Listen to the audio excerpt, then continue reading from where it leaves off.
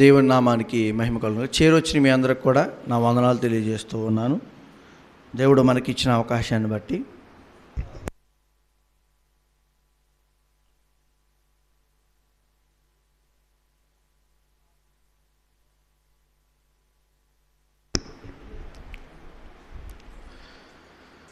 దేవుని కృపను బట్టి మనకి దేవుడు తన కృప చొప్పున అనేక సంగతులు నేర్పిస్తూ మనల్ని బలపరుస్తూ ఆత్మీయ జ్ఞానంతో దేవుని వాక్యంతో మన బ్రతుకులను కడుతూ ఏ సంగతుల్లో మనం ఎలా ఉండాలో, ఎలా మాట్లాడాలో, ఎలాంటి తీరును మనము కలిగి ఉండాలో దేవుడు వాక్యం ద్వారా మనకు తెలియజేస్తున్నారు. అందును బట్టి దేవునికి ఘనత మహిమ ప్రభావం చెల్లించుకుంటూ చిన్న ప్రార్థన చేసుకుని వాక్యంలోనికి మనం ముందుకు వెళ్దాం. చిన్న ప్రార్థన చేసుకుందాం. ప్రేమగల తండ్రి మహోన్నతుడా, మీ ఘనమైన నామానికి స్తుతి స్తోత్రములు. ఈ మధ్యాహ్న కాల సమయంలో మీ సన్నిధానంలో చేరి మీ గ్రంథంలోని కొన్ని సంగతులు ఆలోచించడానికి మీరు ఇచ్చిన ఈ యొక్క సదావకాశాన్ని బట్టి వందనాలు. ప్రతి మాట, ప్రతి విషయము మా హృదయాలను, మా ఆలోచనలు తెరవజేసే విధంగా వాటిని అంగీకరించి సాత్వికమైన మనసుతో మా జీవిత విధానంలో అవలంబించే భాగ్యాన్ని మాకు దయచేయండి. ఏమాత్రము దుష్టుడు మమ్మల్ని తండ్రి ఇబ్బంది పరచకుండా సహాయం దయచేయండి. మీ తోడ్పాటునివ్వండి తండ్రి.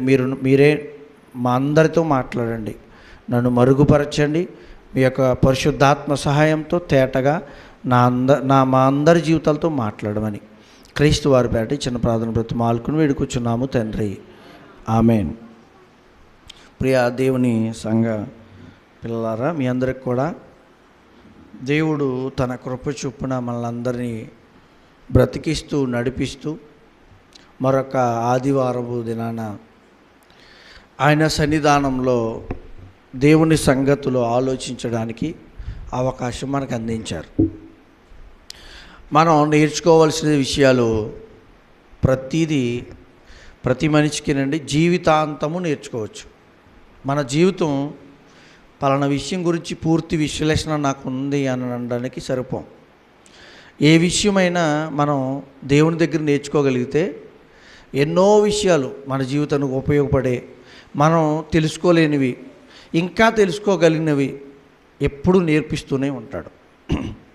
అలాంటి ఒక సంగతిని గురించి మనం ఆలోచిస్తూ ముందుకు వెళ్దాం. నాతో పాటు మీరు కూడా ఆలోచించడానికి ప్రయత్నం చేయండి. మనం అందరము మనుషులను పేర్లు పెడుతూ ఉంటాం. మనుషులకు పేర్లు ఉంటాయి.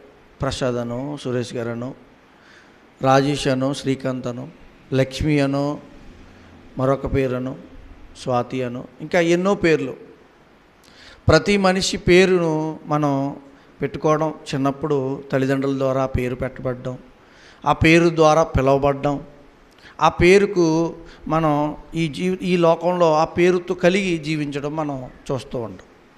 అలాగే మనుషులకే కాదు, ఈనాడు చూస్తే చెట్లకు పేర్లు ఉన్నాయి, జంతువులకు పేర్లు ఉన్నాయి, అలాగే ఇతరత్ర ప్రాంతాలకు పేర్లు ఉన్నాయి. చూసారా? అంటే పేర్లు అనేవి ప్రతి వస్తువుకి లేకపోతే ప్రతి పదార్థానికి పెట్టడం మనం చూస్తాం. అంత ఎందుకండి, మనం ఆకాశం వైపు చూస్తూ నక్షత్రాలు ఉన్నాయి కదా, నక్షత్రాలకు కూడా పేర్లు ఉన్నాయి. ఉన్నాయా లేవా? సూర్యుడు నక్షత్రమే కదా, పేరేనా? బగబగ మండే సూర్యుడు, చంద్రుడు, అది ఒక పేరేనా? అంటే ఈ పేర్లు పెట్టుకుని మనం ఉంటూ ఉన్నాం కదా. అంటే ఈ పేర్లలో ఒక విషయాన్ని దేవుడు మనకి తెలియజేయాలని ఆశపడుతున్నాడు, పేరు అనే విషయం మీద. ఎందుకంటే మనం సహజంగా మనుషులు పేర్లు ఎలా పెడతామంటే, ఇంతకుముందు మన పితరుల కాలంలో ఎంకన్నను, మల్లయ్యను, తాతయ్యను ఏవో పేర్లుండే. ఆ పేర్లకి అర్థాలేంటో మనకు తెలియదు, కానీ పేర్లు మాత్రం పెట్టడం జరిగింది. ఈనాడు కూడా చాలామంది పేర్లు పెడతారు. ఎలాంటి పేర్లు పెడతారంటే ఫాస్ట్గా ఉండాలి, గొప్పగా ఉండాలి. అయితే ఈ పేరు వెనక అర్థం ఏంటై ఉన్నదనేది చాలామంది గమనించకపోవడం మనం చూస్తాం. పేరు అర్థంతో కూడినవి ఉంటాయి. పేరు వెనకాల ఒక అర్థం ఉంటుంది, అవునా? మనం ప్రతి పేరుని గమనించి చూడగలిగితే చాలామంది పేర్లకి అర్థాలు ఉంటాయి, కానీ ఆ అర్థాలు పెట్టిన వాడికి తెలీదు, పేరుతో పిలువబడుతున్న వారికి కూడా తెలీదు. అవునా? కానీ దేవుడు చెప్తున్నాడు, పేరుకు అర్థం అంటూ ఉంది. ఆ అర్థము విధముగానే నీ జీవితం ఉండాలి. భక్తులను చూస్తాయండి, వాళ్ళ పిల్లలకు పేర్లు పెట్టారు. వాళ్ళ పిల్లలకి పేర్లు పెట్టారు. చాలామంది భక్తులను చూస్తే బైబిల్లో ప్రతి పేరుకి అర్థం ఉంటుంది, ప్రతి పేరుకి అర్థం ఉంటుంది. అయితే వాళ్ళ పిల్లలకి ఎలాంటి పేర్లు పెట్టారో తెలుసా? ఆ పేరు ద్వారా తన జీవితాన్ని దేవుడు చూపించిన విషయాలు చాలా ఉన్నాయి. ఉదాహరణకి మనం ఒక వచనాన్ని చూసుకుని ముందుకు వెళ్దాం. నిర్గమకాండ గ్రంథం 18వ అధ్యాయం 3-4 వచనాలు చూద్దాం. నిర్గమకాండ గ్రంథం 18వ అధ్యాయం 3-4 వచనాలు. ఇక్కడ ఎవరి గురించి మాట్లాడబడుతుందో చూస్తే 18వ అధ్యాయం 1వ వచనం. దేవుడు మోషేకును, ఇక్కడ ఎవరితో మాట్లాడుతుందంటే, ఎవరి గురించి చెప్పబడుతుందంటే మోషే గురించి, అంతే కదా? చదవండి ఇప్పుడు 3వ వచనం. అతడు అన్యదేశములో నేను పరదేశులనుకొని వారిలో ఒకనికి గెర్షోమని పేరు పెట్టాను. నా తండ్రి దేవుడు నాకు సహాయమై ఫరో కత్తివాత నుండి నన్ను తప్పించుకుని అనుకొని రెండో వానికి ఎలియాజరు అని పేరు పెట్టాను. ఇక్కడ గెర్షోము, ఎలియాజరు ఎవరు పేరు పెడుతున్నారంటే భక్తుడైన మోషే గారు. ఎవరికి పేర్లు పెడుతున్నారు? 2 కుమారులకి. మొట్టమొదట కుమారునికి పేరు గెర్షోము అని పేరు పెట్టారంట. అయితే ఈ గెర్షోము అని పేరు మనం జాగ్రత్తగా ఆలోచిస్తే తర్వాత రెండవ కుమారుని పేరు ఎలియాజరు. గెర్షోము అనే పేరుకి ఒక అర్థం ఉంది. ఆ అర్థాన్ని ఇక్కడే చెప్తున్నాడు. కొంతగా మనం చూద్దాం. అన్యదేశంలో నేను పరదేశుననుకొని. ఇప్పుడు మోషే గారు ఎలా ఉన్నాడంట? పరదేశిగా ఉన్నాడంట. ఈ గెర్షోము అనే మాటకు, ఆ పేరుకి అర్థం ఏంటో తెలుసా? పరదేశి అని అర్థం. ఏమర్థం? పరదేశి. పరదేశి అంటే ఏంటి అర్థం? పరదేశంలో బ్రతుకుతున్నవాడిని, అంతే కదా? పరదేశంలో బ్రతుకుతున్నవాడిని. అందుకే మనల్ని దేవుడు అంటాడు, మీరు పరదేశులను. పేతురు రాసిన మొదటి పత్రిక 2వ అధ్యాయము 11వ వచనం చూద్దాం. పేతురు రాసిన 2వ పత్రిక 2వ అధ్యాయం మొదటి పత్రిక 2వ అధ్యాయం 11వ వచనం.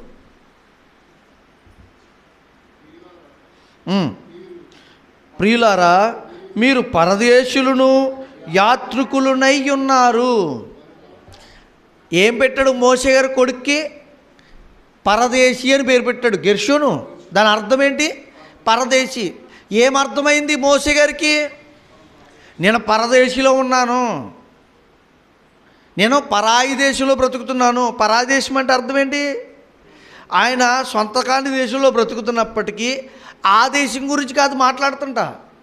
ఈ లోకము కంటే ఈ లోకంలో జీవిస్తున్న ఈ దేశాల గురించి మాట్లాడట్లా. ఆయనకు ఒకటి తెలుసు, ఏంటి? ఎప్పటికైనా ఈ లోకాన్ని నేను విడిచి వెళ్ళాలి, ఈ దేశాన్ని నేను విడిచాలి. మనం ఏమనుకుంటాం? ఈ దేశం నాది, ఈ ప్రాంతం నాది, నా పేరు నేను. మోషే గారు అంటున్నాడు, అబ్బా నీ జీవితంలో అలాంటి ఆలోచన కలిగి ఉండొద్దమ్మా.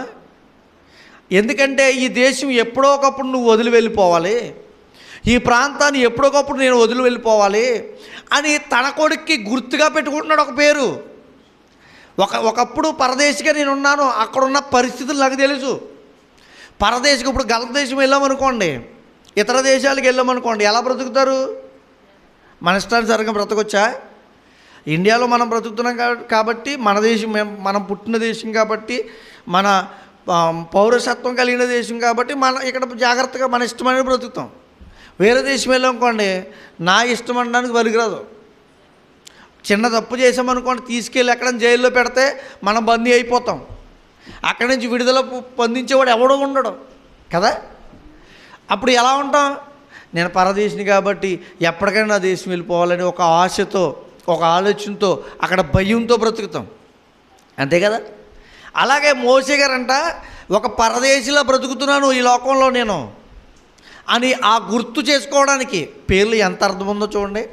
నేను లోకంలో బ్రతుకుతున్నానంటే శాశ్వతమైన లోకంలో నేను లేను అని గుర్తు చేసుకోవడం. తన కొడుక్కి ఏం పేరు పెట్టాడు?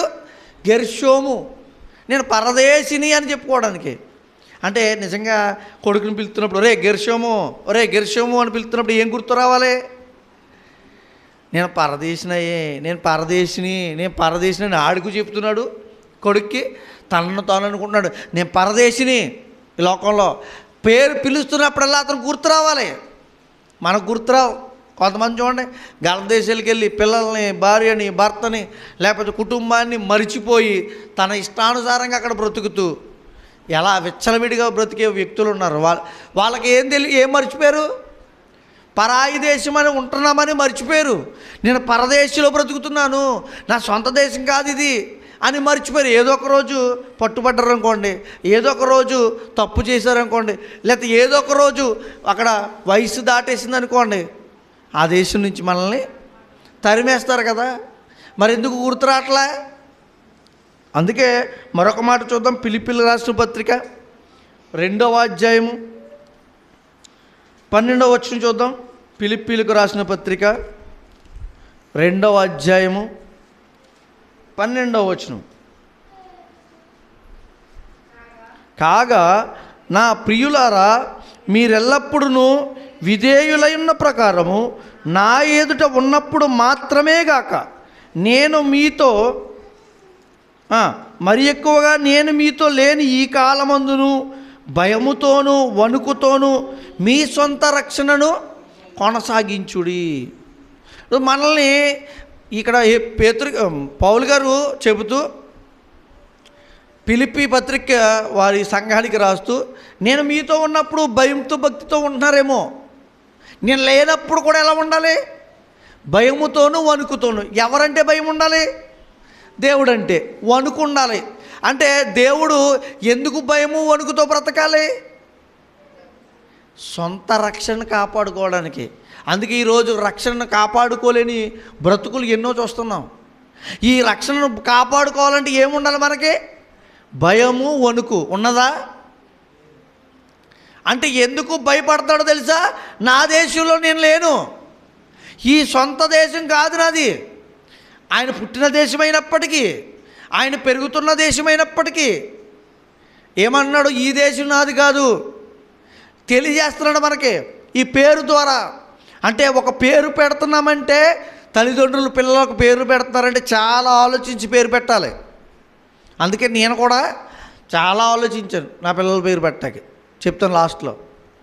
ఏమండి, పిల్లల పేర్లు పెట్టాలంటే చాలా ఆలోచించి మాత్రమే పేర్లు పెట్టాలి. ఎందుకంటే ఆ పేరుకి ఒక అర్థం ఉండాలి. ఆ అర్థాన్ని ఆ జీవితం నెరవేర్చగలగాలి. యేసుక్రీస్తు వారు ఉన్నారు. పేరు ఏం పేరు అయింది? ఏం పేరు ఆయనకి? యేసుక్రీస్తు అనే పేరు. అర్థం ఏంటి? రక్షకుడు లేకపోతే అభిషక్తుడు. రక్షకుడు అనే పదానికి ఆయన సార్థకం చేశాడా? రక్షకుడు అనే ఆ పేరుకి అర్థం తీర్చాడా? రక్షించాడండి మనల్ని అందరినీ. ఇంకేం కావాలి? యేసుక్రీస్తు వారు మనల్ని అందరినీ రక్షించాడు. ఎలా రక్షించాడో తెలుసా? పాపము, కంటికి కనబడిన పాపం నుంచి రక్షించాడు. కంటికి కనబడిన నరకంలోకి పడిపోకుండా మనల్ని రక్షించాడు. ఆయన పేరుని సార్థకం చేశాడు. కొంతమంది అంటారు నామకార్థం కదండి, సార్థక నామధేయులు. అంటే ఆ పేరుని, ఆ పేరు ప్రకారం బ్రతికి జీవించి ఆ పేరు తెచ్చిన వాళ్ళు అని అర్థం. అంతేనా? సార్థక నామధేయం అంటే పేరుకు విలువ తెచ్చినవాడు. చూడండి కొంతమందిని పిలుస్తూ ఉంటారు. ఎలా పిలుస్తారో తెలుసా? పేరు ఒకటై ఉంటుంది, తన తత్వాన్ని బట్టి పేరు మార్చి పిలుస్తూ ఉంటారు. అవునా? మనం అక్కడక్కడ చూస్తూ ఉంటాం. ఒరే వెర్రోడా ఇలరా అంటారు. అంటే వారి చేష్టలన్నీ ఎలా ఉంటాయంటే వెర్రి చేష్టలు. ఒరే పిచ్చోడా ఇలా రండి అంటారు. ఏంటంటే వాడి చేష్టలు బట్టి, అంటే ప్రవర్తనలు బట్టి పేరు మారిపోద్ది. అందుకే మన ప్రవర్తన జాగ్రత్తగా చూసుకోవాలి. అంటే చాలామంది గొప్ప గొప్పవారు పేర్లు పెట్టుకుంటారు, వాళ్ళ పేర్లు వెనక అర్థం తెలియాలి. ఉంటాయండి, ప్రతి పేరుకి అర్థం ఉందండి, ప్రతి పేరుకి అర్థం ఉంది. ఆ పేరు అర్థం తెలుసుకునే మనం ఆ పేరుని ఉచ్చరించాలి, లేకపోతే ఆ పేరుని మనం కలిగి ఉండాలి. ఒకవేళ మనకు తెలిసిన పేరు, మన పేరు ఆ యొక్క వెనక మన పేరు వెనక ఒక అర్థం ఉందనుకోండి, ఆ పేరుకి అర్థం, ఆ పేరు వెనక ఆ అర్థానికి మనం న్యాయం చేసిన వాళ్ళై ఉండాలి మన జీవితం ద్వారా. అందుకే పేరు విషయంలో చాలా జాగ్రత్తగా ఉండాలి. మోషే గారు అయితే చాలా జాగ్రత్తగా కలిగి పేరు పెట్టాడు. అందుకే చూడండి, బుద్ధిహీనులు ఎలా బ్రతుకుతారంట ఈ లోకంలోకి వచ్చి. ప్రసంగి గ్రంథము 10వ అధ్యాయము 15వ వచనం, ఆయన బుద్ధి కలిగిన వాడు కాబట్టి ఏమన్నాడో, నేను పరదేశిని అన్నాడు. మనకు కూడా ఏం ఆలోచన రావాలి, మనము కూడా ఎలాంటి వాళ్ళము, గెర్షోము లాంటి వారమేనా? పేరు గెర్షోము అంటే అర్థం ఏంటి? పరదేశీయులమేనా మనం? చూడండి 10వ అధ్యాయము 15వ వచనం, ప్రసంగి గ్రంథం. ఎలా ఉంటారంట? ఊరికి పోవు త్రోవను ఎరుగని వారై బుద్ధిహీనులు తమ ప్రయాసము చేత. ఎలా ఉంటారంట? ఊరు తెలీదు. ఎక్కడికైనా వెళ్ళామనుకోండి, మన ఊరు తెలియలేదు అనుకోండి, ఏమైపోతాం? తప్పిపోతాం. అక్కడ మనం సరిగా బ్రతకడానికి అవకాశం ఉంటుందా? మనకు అన్నీ ఉంటాయా అక్కడ? మళ్ళీ ఒకవేళ మర్చిపోయామంటే బుద్ధిహీనులు ఉంటారంటే అలాగా. ఈ లోకంలో చాలామంది అలాగే కోట్లు లక్షలు ఆస్తుపాస్తులు సంపాదించుంటూ బ్రతుకుతున్నారు. వాళ్ళు ఏమనుకోవాలి? వాళ్ళు ఏం మర్చిపోయారు? నేను పరదేశిని అనే మాట మర్చిపోయారు. అందుకనే కదా నా స్వార్థం కొలిది. పోనీ న్యాయంగా సంపాదించుకున్నాడంటే అది వేరండి. స్వార్థంతో సంపాదించుకునే వాళ్ళు అనేక మంది ఈరోజు చూడండి, మీరు లోకంలోకి వెళ్ళి చూడండి ఎంతమంది ఉన్నారు.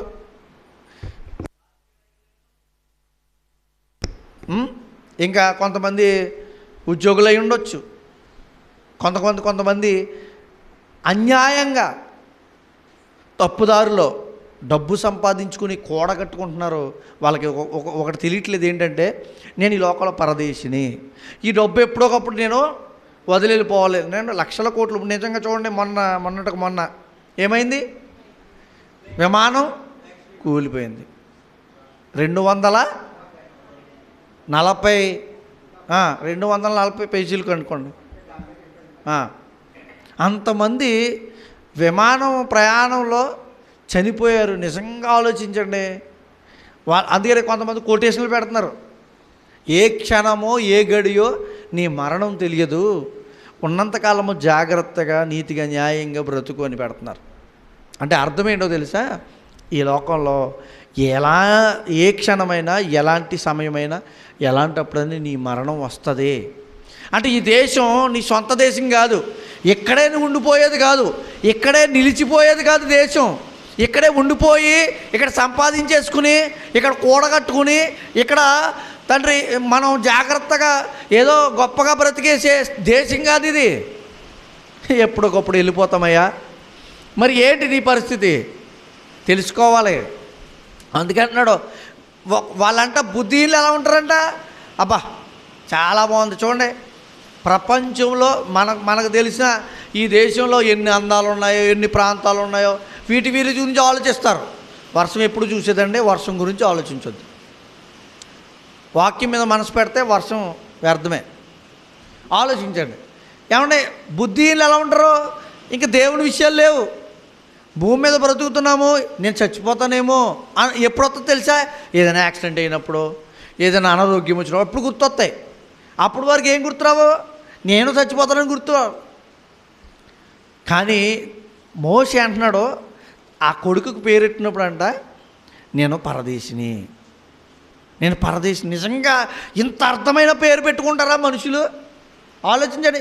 భక్తుడు కాబట్టి తనకు అర్థమైంది దేవుని యొక్క ఆలోచన. భక్తుడు కాబట్టే తనకు అర్థమైంది, నేను ఏ పేరు పెడితే నా కుమారుడికి నాకు విలువ ఉంటుంది, లేకపోతే నా కుమారుడికి విలువ ఉంటుంది అంటే జ్ఞాపకం చేసుకోవడానికి ఒక పేరు పెట్టుకున్నాడంటే ఎంత గొప్ప విషయం అండి.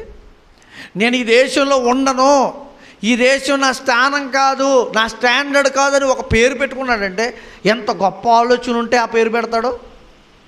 సరే, మొదటి పేరు గురించి విన్నాం, రెండో పేరు దగ్గరికి వద్దాం. ఓకే, మనం కూడా పేర్లు పెట్టుకున్నప్పుడు జాగ్రత్తగా ఉండాలనే ఈ ఆలోచన.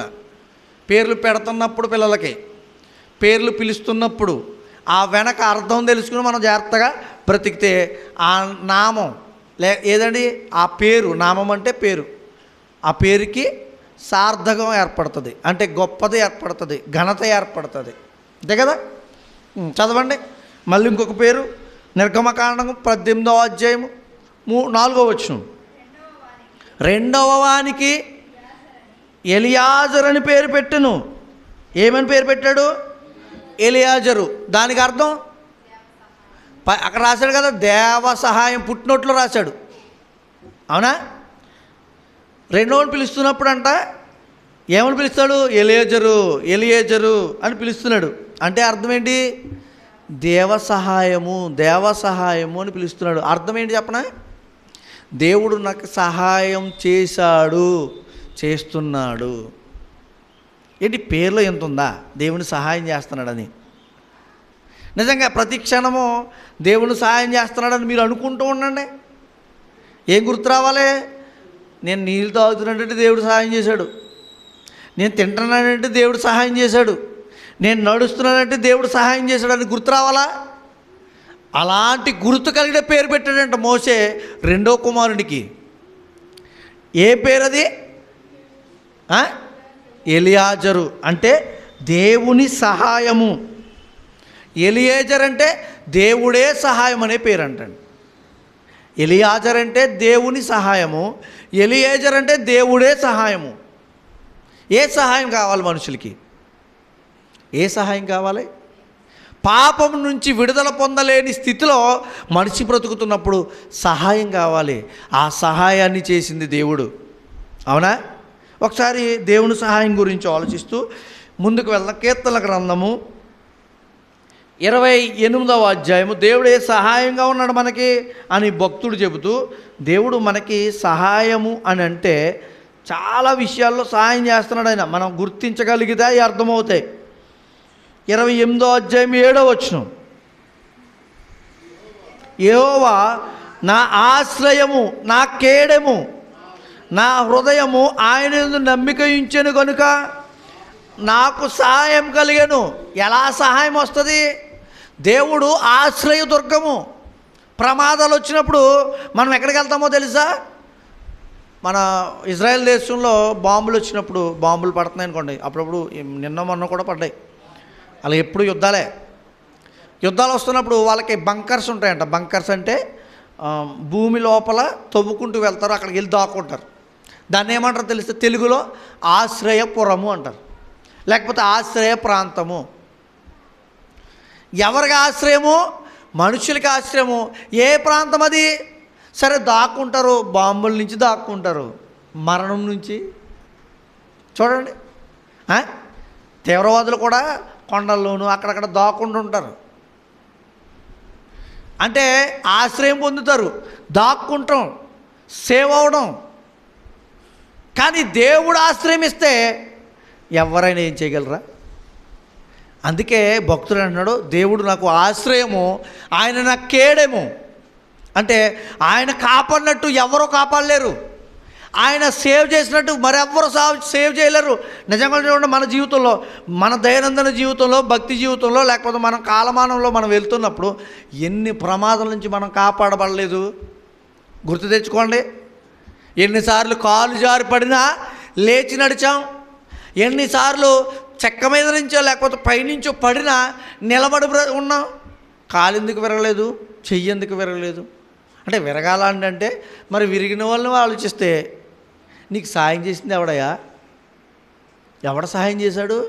నీకు అప్పుడు గుర్తు రావాలి, మోషే గారు కొడుకు ఎందుకు పేరు పెట్టాడు. అంతేకాదు, ఈ పాపం అనే ఈ లోకంలో జీవిస్తున్నప్పుడు సహాయం ఎవరో తెలుసా? దేవుడే. చూడండి, మరొక మాట కూడా చెప్తాను. 33వ అధ్యాయం, అదే కీర్తన గ్రంథం 33వ అధ్యాయము 21వ వచనం చూద్దాం. మన ప్రాణము యెహోవా కొరకు కనిపెట్టుకొనుచున్నది, ఆయనే మనకు సహాయమును మనకు కేడెమునై ఉన్నాడు. అంటే దేవుడు తప్ప సహాయం చేసేవాడు లోకంలో ఎవ్వరు లేరు. మనం అనుకుంటాం నిజంగా ఏదైనా ఇబ్బంది కలిగినప్పుడు ఆహారం పెట్టారనుకోండి, ఎవరైనా పట్టుకొచ్చి ఏదైనా ప్రమాదం నుంచి కాపాడారనుకోండి, హాస్పిటల్ తీసుకెళ్ళి జాయిన్ చేశారనుకోండి, మనం అనుకుంటాం సాయం చేశాడు, పలానా వ్యక్తి సాయం చేస్తే నేను ఈరోజు బ్రతుకున్నానయ్యా అంటాం. నిజమేనా? నిజమా? ఆ వ్యక్తి సాయం చేస్తేనే నువ్వు బ్రతుకున్నావా అని ఆలోచించు. అలాంటి వ్యక్తులు సహాయం చేసినప్పుడు చనిపోయిన వారు ఎంతమంది ఉండరు? ఉన్నారా? బోళ్ళు మంది. అంటే సహాయం చేసేది వాళ్ళు కాదు, దేవుడు నీకు సహాయం చేసి నిన్ను నిలబెట్టాడు, ప్రమాదం నుంచి కాపాడి నిన్ను నిలబెట్టాడు. అలాంటి సహాయం పొందుకున్న మనం కృతజ్ఞత చూపించాలి.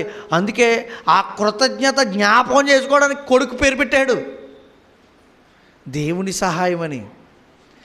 పిలుస్తున్నప్పుడల్లా ఒరే దేవుని సహాయం అని పిలుస్తున్నప్పుడల్లా అతనికి ఒకటి గుర్తొస్తుంది, ఇంకో ఈ కుమారుడు నాకు దేవుని సహాయము, రెండవది నన్ను దేవుడు ఈ లోకంలో బ్రతికించడం దేవుని సహాయము, ఇంకోటి ఇశ్రాయేలు నడిపించాడే ఆ తీరు ఈ మోసేకేం తెలుసు? మోసే అంటాడు, నువ్వు వెళ్ళి రాజుతో మాట్లాడంటే నోటి మాంద్యం గలవాడినయ్యా అంటాడా నిర్గమకాండ గ్రంథంలో?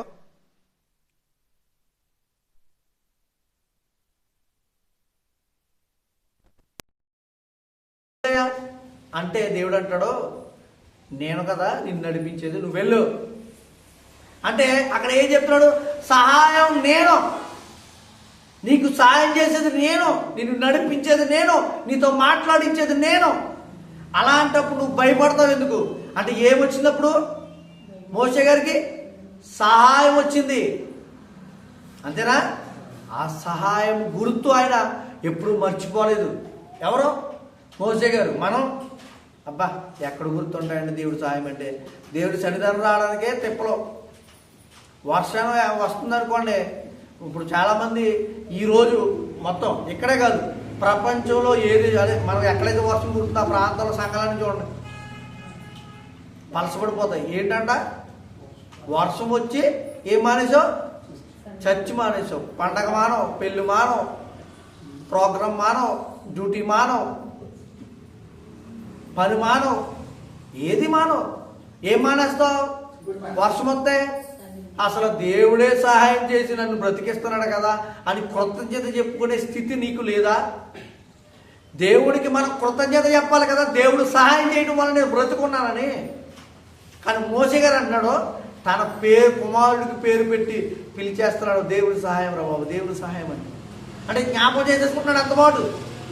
పేర్లు ఏమంటే ఇద్దరు పేర్లు పెట్టాడు, ఇద్దరు పేర్లకి ఎంత విలువ చూపించాడో చూడండి.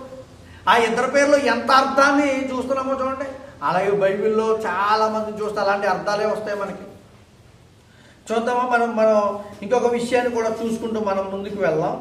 మనం ఒకసారి మనం కొన్ని పేర్లు చూడగలిగితే, కొంతమంది పేర్లు చూడగలిగితే వాటి అర్థాలు మీకు తెలియజెప్పడానికి ప్రయత్నం చేస్తాం.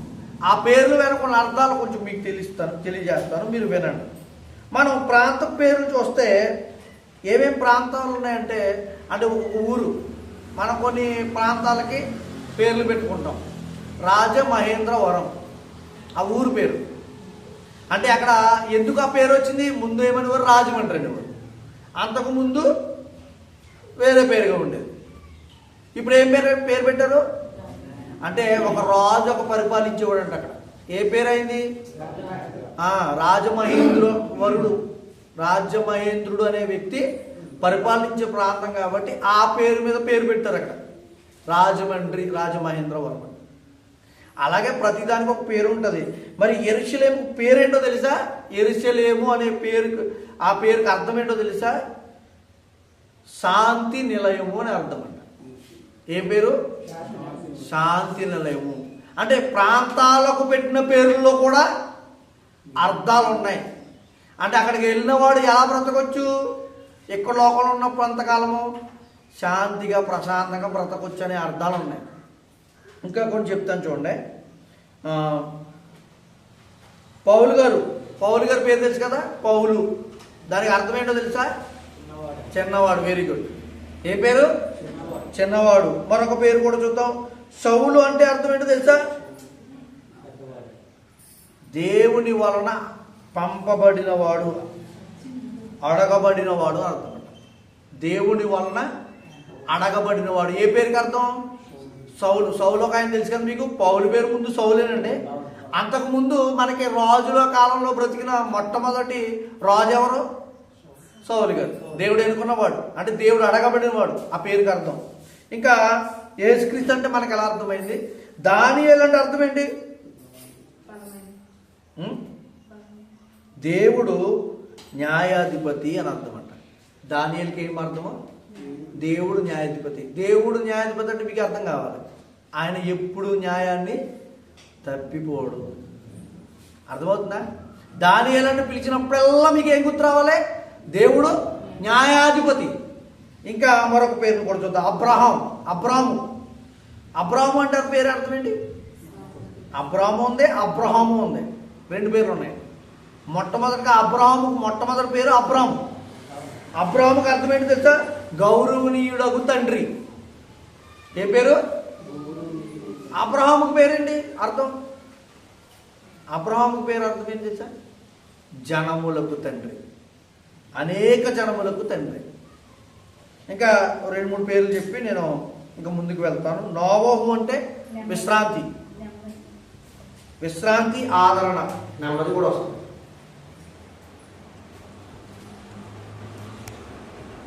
నోవహు అంటే ఏంటండి? విశ్రాంతి, ఆదరణ, లేదంటే నెమ్మది. మరొక పేరు నెహెమ్యా. యెహోవా వలన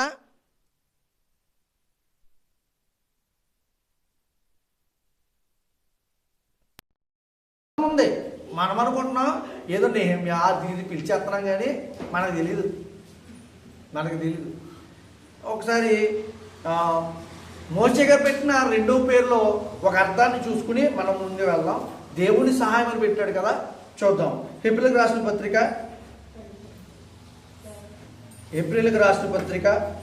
2వ అధ్యాయము 18వ వచనం. ఏప్రిల్కి రాసిన పత్రిక 2వ అధ్యాయము. తాను శోధింపబడి శ్రమ పొందెను కనుక శోధింపబడు వారికి సహాయం చేయగలవాడై ఉన్నాడు. సహాయం చేయగలవాడై ఎవరండి?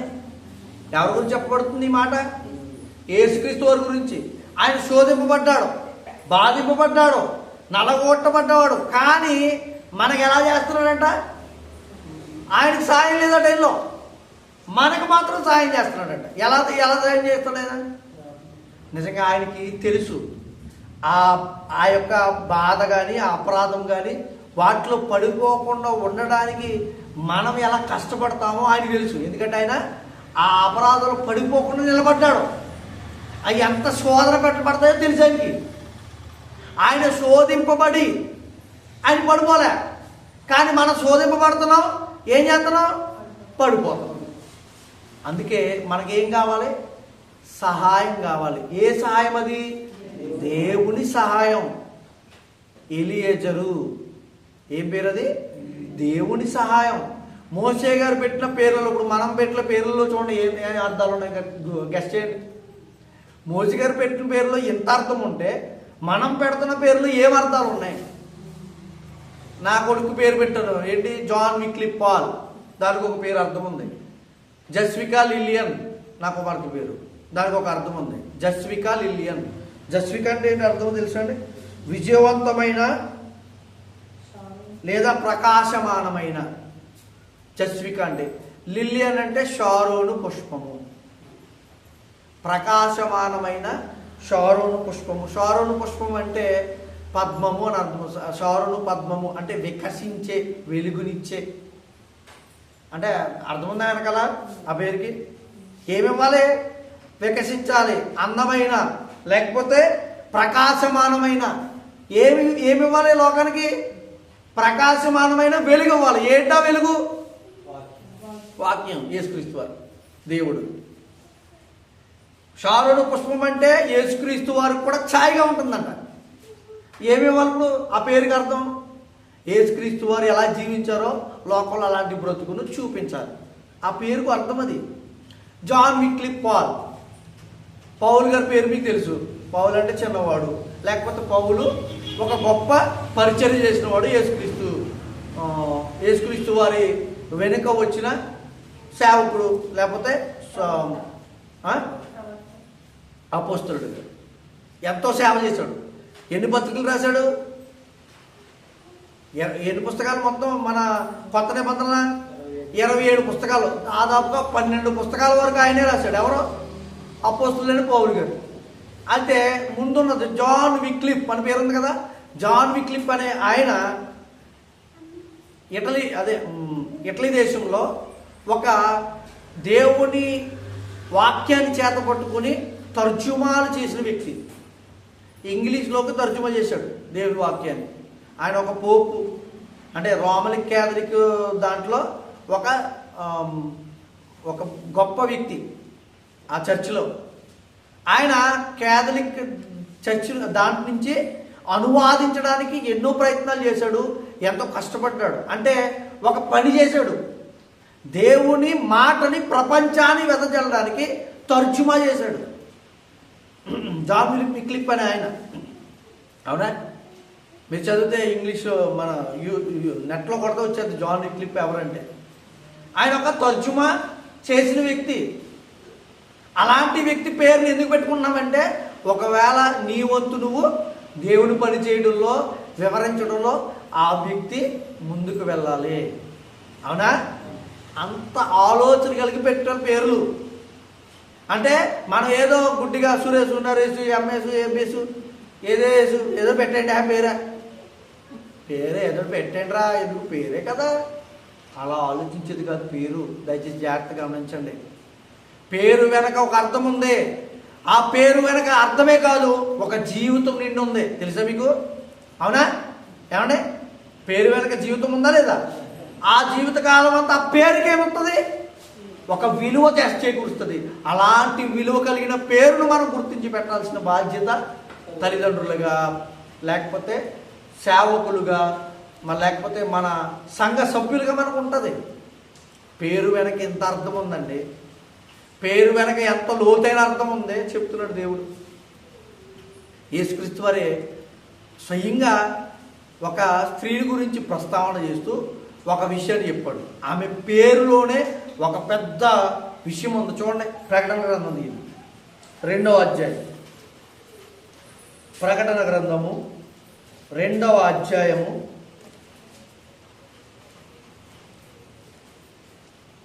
20వ వచనం.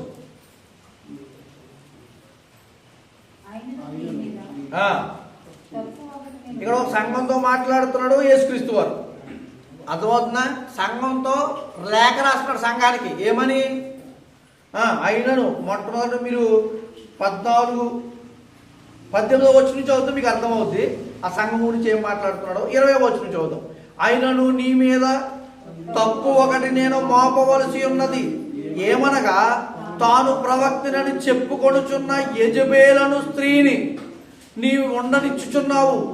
జారత్వం చేయుటకు, విగ్రహములు బలిచ్చిన వాటిని తినుటకును అది నా దాసులకు బోధించుచు వారిని మోసపరుచుచున్నది.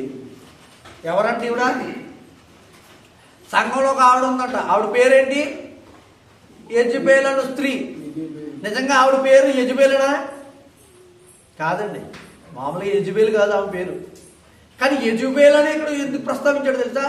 యెజబెల్ అనే పేరు కలిగిన ఒక వ్యక్తి ఉన్నారో, ఆవిడ చేసిన విధానం ఒకటి ఉంది. దాన్ని గుర్తు చేస్తూ చెప్తున్నాడు యేసుక్రీస్తు వారికి. సంఘానికి తెలుసు, నూతన నిబంధన సంఘానికి యెజబెల్ ఎవరో తెలుసు. మనకు తెలుసా? మీకు తెలుసా యెజబెల్ ఎవరో? చూపించిన రాజుల మొదటి గ్రంథము 18వ అధ్యాయం 4వ వచనం దగ్గరికి వెళ్దాం. రాజుల మొదటి గ్రంథము 18వ అధ్యాయం 4వ వచనం.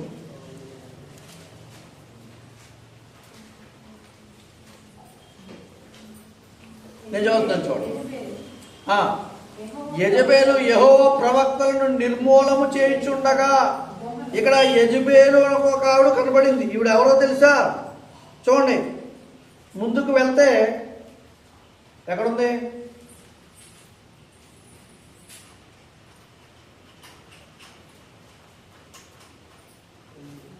ముందు అధ్యాయం 16వ అధ్యాయము 31వ వచనం. ఈ యెజబెలు ఎవరో తెలుసా? నెబాతు కుమారుడైన యరొబోము జరిగించిన పాపక్రియలను అనుసరించి నడుచుకొనుట స్వల్ప సంగతి అనుకుని అతడు సిదోనీయులకు రాజైన ఎద్బయలు కుమార్తె అయిన యెజబెలును వివాహం చేసుకొని, ఎవరు చేసుకున్నాడో తెలుసా? వివాహము పైన యోధా రాజైన ఆసా ఏలుబడిలో 38వ సంవత్సరంలో ఒమ్రీ కుమారుడైన అహాబు. అహాబు అనే వ్యక్తి ఎవరు పెళ్లి చేసుకున్నాడో? ఈ అహాబు ఎవరు? షోమ్రోను ఇశ్రాయేలు రాజై, చూడండి, అహాబు ఇశ్రాయేలు రాజై షోమ్రోన్లో ఇశ్రాయేలు వారిని 22 సంవత్సరములు ఏలెను. ఎవరు ఈ అహాబు?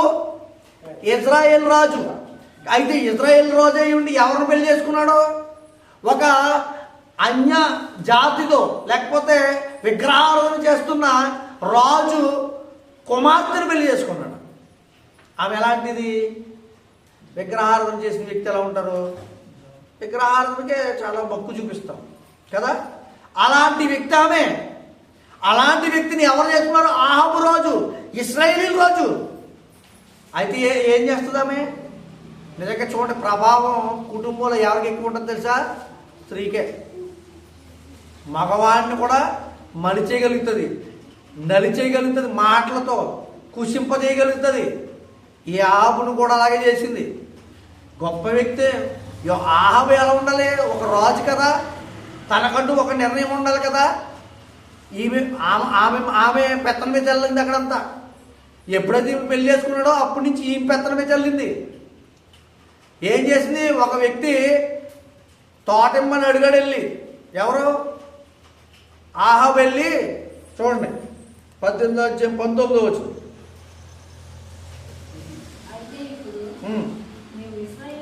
ఇది కాదండి, 21వ వచనమా? చూడండి, 21వ వచనం. 21వ అధ్యాయం 21వ వచనం. 21వ అధ్యాయం 1వ వచనం. ఈ సంగతులైన తరువాత యెజ్రెయేలులో షోమ్రోనులో రాజైన అహాబు నగరును ఆనుకొని యెజ్రెయేలు వాడైన నాబోతునకు ఒక ద్రాక్ష తోట కలిగి ఉండగా. ఎవరికి వనం కలిగి ఉంది అక్కడ? నాబోతుకి ఒక వనం ఉంది. దాని పక్కన ఎవరి తోట ఉందంట? ఒక వ్యక్తికి తోట ఉంది. రాజుగారి కదా, అది సామాన్యుడే. నాబోతునే ఒక వ్యక్తి. అయితే వెళ్ళి అడిగాడు. ఎవరు? అహాబు వెళ్ళి, నాకు నీ తోట ఇవ్వయా, డబ్బులు ఇచ్చేస్తాను అని అన్నాడు. నాది కొంతమంది మొక్కు ఎక్కువ ఉంటుంది, భూమి మీద, ఫలాల మీద, ఆ తోటల మీద ఎక్కువ మొక్కు ఉంటుంది. అమ్మరు ఎంత కష్టాలు వచ్చినా. అలాంటి మొక్కు కలిగి ఉన్నాడు నాబోతు. రాజు వచ్చి అడిగాడు కదా, పోనీ ఇచ్చేద్దామని అనుకోలే. ఏమన్నాడు? ఇది నా పితరుల కాలం నుంచి వచ్చింది, మీరు చదివితే మీకు అర్థమవుతుంది. నాకు పితరుల కాలం నుంచి ఉన్నది, నాకు నేను అమ్మనన్నాడు. ఈ రాజు అయితే ఏం చేయాలి? అయ్యో ఏదో విధంగా బతిమాలటమో ఎవరో ఒకరు చెప్పి చేయడం ఏదో చేయాలి కదా, చేయలేదు. వెళ్ళిపోయి మూతి ముడుచుకు కూర్చున్నాడంట. అప్పుడు ఈమెం చేసింది తెలుసా? యెజబెలు ఏంటి ఇలా ఉన్నాడో అని అడిగితే పలానా విషయం జరిగిందని తెలిసింది. ఎంత తెలివైందో చూడండి, మూర్ఖురాలు. వెంటనే ఒక ఏంటి బుద్ధి, నీకు బుద్ధి ఉందా? నీకు బుద్ధి ఉండే చేత నువ్వెవరో రాజు ఈ దేశానికి, అలా నువ్వు ఎలా ఉండాలి అని చెబుతూ తప్పుడు మార్గాన్ని ఉపదేశించి ఒక లెటర్ రాయించింది. లెటర్ రాసి దాని మీద రాజు ముద్రేసి ఆ ఊరికి పంపింది. ఏంటో తెలుసా? లెటర్లో ఏముందో తెలుసా? ఇదిగో నాబోతు అంటున్నాడు కదా, అతన్ని రాజుకుని దేవుడికి వ్యతిరేకంగా మాట్లాడాలని తప్పుడు సాక్ష్యాలను పెట్టి అతన్ని రాళ్ళతో కొట్టి చంపేయండి. రాళ్ళతో కొట్టి చంపేస్తే ఏమవుద్ది? అతన్ని చంపేస్తే భూమి తీసేసుకోవచ్చు. ఎంత తప్పుడు ఆలోచన చూసారా? అప్పుడంట నాబోతు రక్తము భూమి ఆ ప్రాంతంలో పడిపోయింది. ఆ నాబోతు రక్తము దేవుడికి మొరపెట్టిందేమో తెలియదు, కానీ ఎలా అయితే నాబోతు రక్తం కారిందో అలాగే ఈ యెజబెలు అనే స్త్రీ కూడా ఎలాంటిది? కూడా బయలు ప్రవక్తలంట పోషించిందంట. చూడండి ఆ మాట, ఇంతకుముందు చదువుని చూడండి, 18వ అధ్యాయం 19వ వచనం. 18వ అధ్యాయం 19వ వచనం. అయితే ఇప్పుడు నీవు ఇశ్రాయేలు వారిలో యెజబెలు పోషించుచున్న బయలుదేవత ప్రవక్తలు 400 మంది. ఎంతమందిని? 450 మందిని అంట బయలు ప్రవక్తలు పోషించిందంట. చూడండి మళ్ళీ ఈవిడేం చేసింది తెలుసా? 13వ వచనం. యెజబెలు యెహోవా ప్రవక్తలను హతము చేయుచుండగా ఏం చేసింది? కొంతమంది ఈ విగ్రహాలకు సంబంధించిన వాళ్ళేమో కాపాడింది, పోషించింది, డబ్బు ఇచ్చింది, అన్నీ ఇచ్చి పోషించింది. యెహోవా ప్రవక్తలు, నిజమైన దేవుడి ప్రవక్తల నుంచి చంపించేసిందంట. దేవుడు ఊరుకుంటాడండి. దేవుడు ఒక మాట అన్నాడు, ఏమని?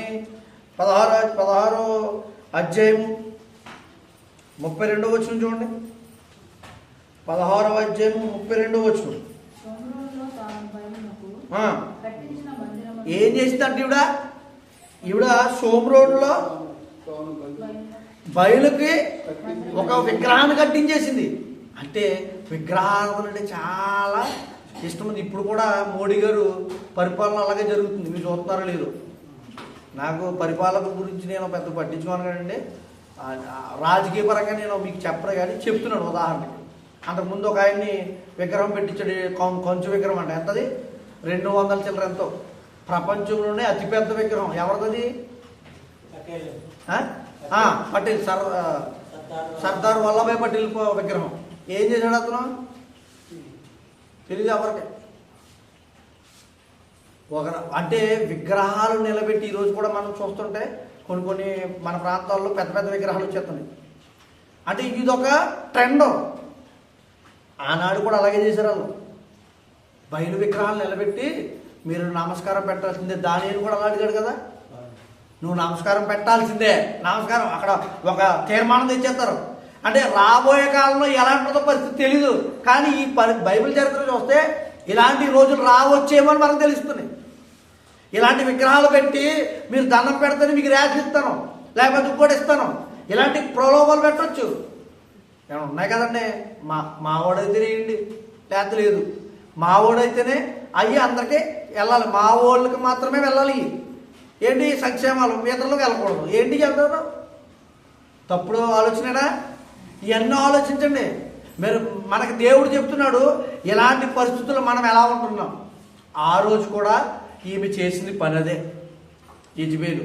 అందుకే ఆ యెజబెలు ఎందుకు ఆ పేరుని ప్రస్తావిస్తున్నాడంటే యేసుక్రీస్తు వారు, ఆ తత్వము అంత మూర్ఖత్వమైన తత్వం కలిగిన స్త్రీ ఈ సంఘంలో ఉంది.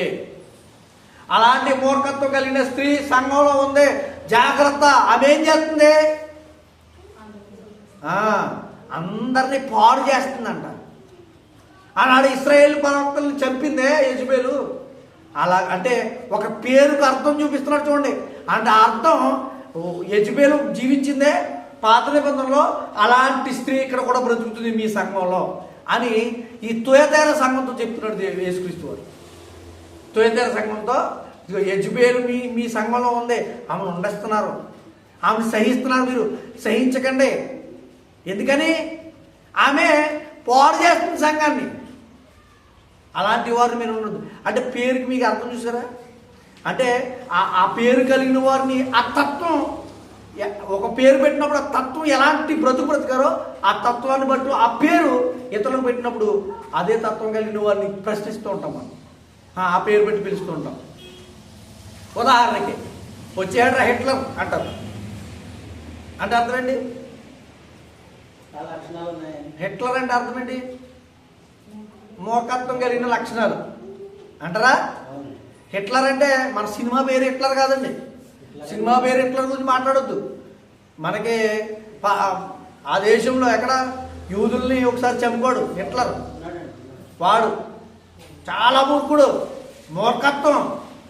అంటే ఆ పేరు వేరు వస్తూ ఉంటాడు, కానీ ఆ తత్వాన్ని బట్టి పేరు పెట్టేస్తారు మీరు. అలా ఎన్నో పేర్లు.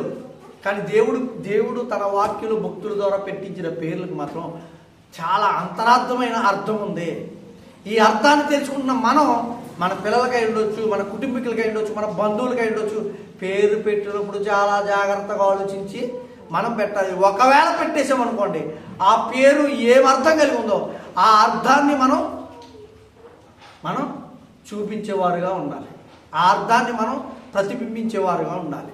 ప్రసాద్ గారు, ప్రసాదం అంటే దేవుని ఎదుట పెట్టే ఆహారం. ఉదాహరణ చెప్తున్నాను. ఆయన ఎవరంటే ఒకవేళ దేవుని ఎదుట పెట్టే ఆహారం. ఇప్పుడు దేవుని ఎదుట ఏ దేవుని ఎదుట ఉన్నాడు ఆయన? నిజ దేవుని ఎదుట ఉన్నాడు. ఏ ఆహారమై ఉన్నాడో? జీవాహారము నేనే అన్నాడు యేసుక్రీస్తు వారు. ఏ ఆహారం అయి ఉండాలి ఆయన? అలా అన్నమాట, అలా బ్రతకాలి. అంటే ప్రతిదానికి ఒక అర్థం ఉంటుంది, అంతేనా? ప్రతిదానికి, ప్రతి పేరుకి, ప్రతి మాటకి ఒక అర్థం దేవుడే చూపిస్తాడు.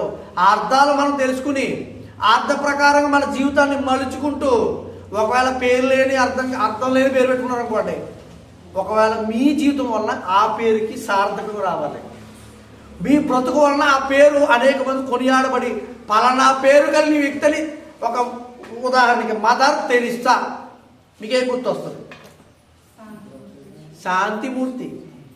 ఆ పేరుకి అర్థం ఏంటో మనకు తెలియకపోయినా ఆమె పేరు గుర్తించేటప్పుడు మనకి ఏమొస్తుందంటే, ఆమె చాలా శాంతిపరులు, అనేక మందిని కాపాడి ఆమె చేర్చుకుని పోషించిన వ్యక్తి. ఇది గుర్తొస్తుందా? అలాంటి పేరుగా మన పేరు మార్చుకోవాలి. అది ఎప్పుడు వస్తుందో తెలుసా? దేవుడు నీకు ఇస్తున్న జీవితాన్ని బట్టి, దేవుడు నేర్పిస్తున్న మాటలను బట్టి మనకు అది అర్థమవుతుంది. ఎప్పటికైనా తెలుసుకుందామా? ఎప్పటికైనా నేర్చుకుందామా? ఎప్పటికైనా అలా బ్రతుకుదామా? అమ్మా, ఇంకా మీ పేర్లు, అందరి పేర్లు నాకు గుర్తులేవు, కొంతమంది ఉన్నాయి గుర్తు. ఆ పేర్లకు అర్థాలు మీరే తెలుసుకోవడం ప్రయత్నం చేయండి, తెలుసుకునే ప్రయత్నం చేయండి. నా పేరు శ్రీకాంత్ అంటే చాలా, ఒక ఆయన అంటాడు కాంతి లేని శ్రీకాంత్ అంటాడు. కాదు, కాంతి ఉండాలి. అంటే కాంతి వెదజల్లేవాడిని. ఏ కాంతి వెదజల్లాలి నేను? మీరు లోకమునకు జ్యోతులై ఉన్నారన్నాడా? ఏ జ్యోతులై ఉండాలి? వాక్యమనే ప్రసరణ ఇచ్చేవాళ్ళుగా. ఇదే నా జీవితం. ఒకవేళ దేవుడు నన్ను అలా నిలబెట్టాడేమో అనుకుంటున్నాను, నాకు తెలియకపోయినా ఆటోమేటిక్గా నన్ను నిలబెట్టాడు. నా పేరు అలా అనుకుని, ఎలా అనుకుని పెట్టారో నాకు తెలియదు, కానీ దేవుడికి నేను అలా దోషుడిగా బ్రతకాలని నేను ఎప్పుడు కోరుకుంటున్నాను. నా కోసం కూడా మీరు ప్రార్థన చేయండి అలా ఉండడానికి. దేవుడు మనలందరినీ ఈ యొక్క మాటలతో ఆదరించి మన జీవితాల్లో మరింతగా మనం బలపరిచి కాపాడి నడిపించును గాక. ఆమేన్. శ్రద్ధగా ఉన్న మీ అందరికీ వందనాలు. ప్రార్థన చేసుకుందాం. ప్రేమగల తండ్రి, మహోన్నతుడా, విలువైన సంగతులతో మమ్మల్ని నడిపించారు. అంతే విలువైన జీవితం నీ పేరుతో కలిగి ఉండమని మాకు నేర్పించిన విధానం బట్టి స్తోత్రాలు. ఇదిగో నాయన, మీరు ఇచ్చిన అవకాశాన్ని బట్టి వందనాలు. మా అందరి జీవితాలతో ప్రత్యక్షంగా మీరు వాక్యం ద్వారా మాట్లాడండి. మా జీవితాలను బలపరచండి, నడిపించండి. శక్తివంతంగా మేము మా యొక్క జీవితాలు ఉండగలిగే భాగ్యం దయచేయండి. మేము ఏ విధంగా చూసినా మేము మహింపరిచే విధంగా మా బ్రతుకులను ఉండేటట్లు కాపాడి నడిపించి మహిం పొందుకోమని, సమస్త విషయాలు మీరు తోడే నడిపించమని, మా రక్షకుడు మీ ప్రియకుమారుడు క్రీస్తు వారి పేట ఇచ్చిన పరదం బ్రతమాలకు వేడుకుంటూ కృతజ్ఞతాస్తుతి స్తోత్రం చెల్లిస్తున్నాం మా ప్రియ పరలోకపు తండ్రి. ఆమేన్. అందరికీ వందనాలు. బలారాధన కార్యక్రమాన్ని